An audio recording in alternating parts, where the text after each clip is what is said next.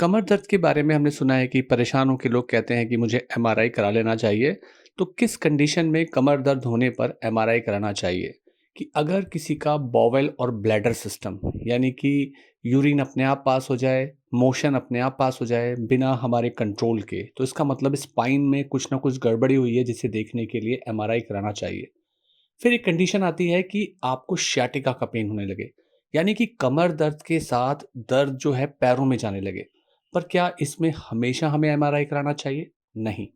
90% से ज़्यादा केसेस जो होते हैं वो रेस्ट करने पे डॉक्टर की इंस्ट्रक्शंस के साथ एंटी इन्फ्लेमेटरी मेडिकेशन, दूसरी सपोर्टिव मेडिकेशंस के बाद ठीक हो जाते हैं।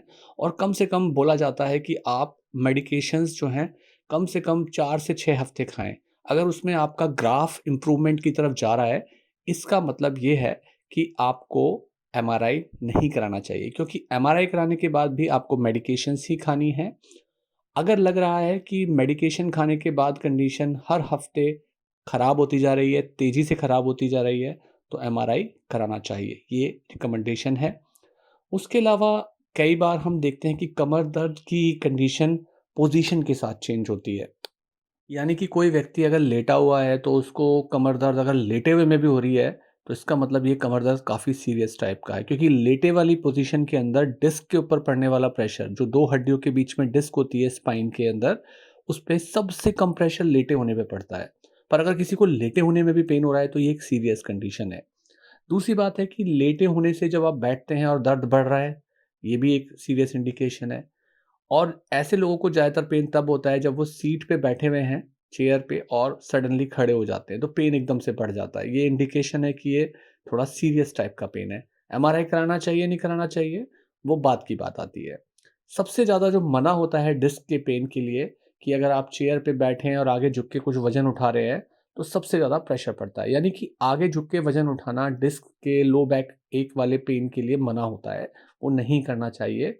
और जैसा हमने पहले बताया था कि शुरुआत में तो कम से कम 4 से 6 हफ्ते मेडिसिन के ट्रीटमेंट के लिए जाना चाहिए। हाँ, अगर आपका जो शुरू में बताया था कि बॉवेल के मूवमेंट अपने आप ही मोशन पास हो जा रहा है, अपने आप ही यूरिन पास हो जा रहा है, जिसको हम कॉर्डा इक्वाइना सिंड्रोम बोलते हैं, ये एक सीरियस कंडीशन होती है।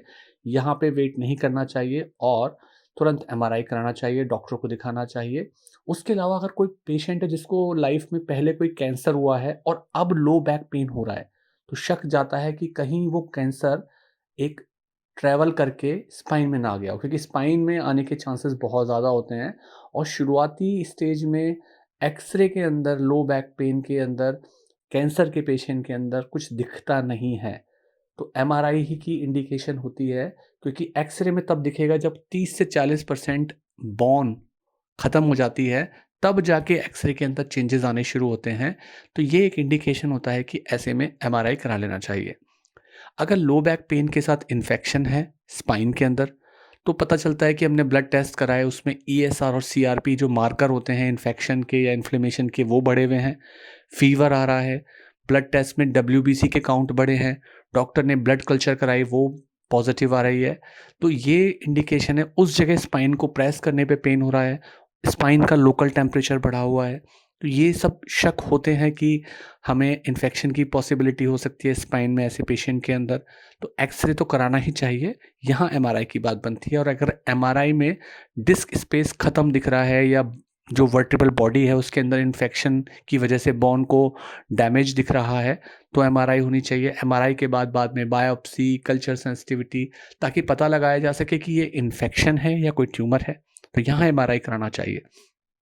ऑस्टियोपोरोटिक फ्रैक्चर्स, जो एल्डरली लोग होते हैं, उनकी स्पाइन इतनी वीक हो जाती है, तो एक टेस्ट होता है जिसे डेक्सा स्कैन या बोन मिनरल डेंसिटी बोलते हैं, उसके अंदर करा के देखा जाता है। तो अगर वहाँ पे हमें बहुत कमी दिखती है और स्पाइन के अंदर फ्रैक्चर्स दिख रहे हैं, तो ये लो बैक पेन होने के बाद एक इंडिकेशन होता है कि एमआरआई करा लेना चाहिए।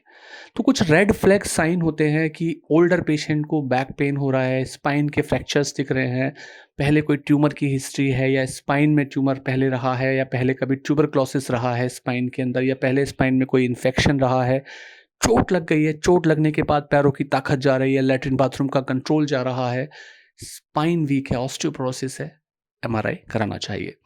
कुछ बीमारियां भी होती हैं, जैसे एंकिलोजिंग स्पॉन्डिलाइटिस की कंडीशन होती है, उसके अंदर स्पाइन के अंदर एक बैम्बू स्पाइन की अपीयरेंस आती है। तो बैम्बू स्पाइन अगर एक्स-रे में दिख रहा है, तो लो बैक पेन जो होता है, स्पाइन के पास में 2 जॉइंट होते हैं जिनको हम सैक्रोइलियक जॉइंट बोलते हैं। तो वहाँ की एमआरआई कराने की बात होती है, क्योंकि पेन स्पाइन के बजाय सैक्रोइलियक जॉइंट का भी हो सकता है। तो एमआरआई कराने में कोई बुराई नहीं है, पर एमआरआई बहुत ज़्यादा फ़ॉल्स पॉज़िटिव टेस्ट देता है। यानी कि 5 अगर नॉर्मल लोगों का एमआरआई भी कराया जाएगा, तो उनके अंदर कुछ ना कुछ फाइंडिंग आ सकती है। अगर मिडल एज में करा रहे हैं ख़ास तौर से, तो कोई ना कोई डिस्क प्रोलैप्स, डिस्क की कंडीशन दिख सकती है, क्योंकि एमआरआई ज़्यादा सच्चाई के करीब जाने के बजाय ज़्यादा फ़ॉल्स पॉज़िटिव रेट दिखाता है डिज़ीज़ के लिए। तो एमआरआई के इंडिकेशन लिमिटेड हैं। सारे बैक पेन के लिए एकदम से एमआरआई के लिए नहीं भागना चाहिए कि मुझे पता लग जाए कि क्या कारण है।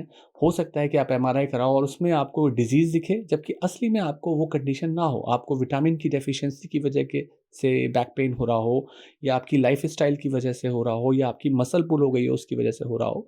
तो unnecessary MRI low back pain में नहीं कराने चाहिए। Thank you.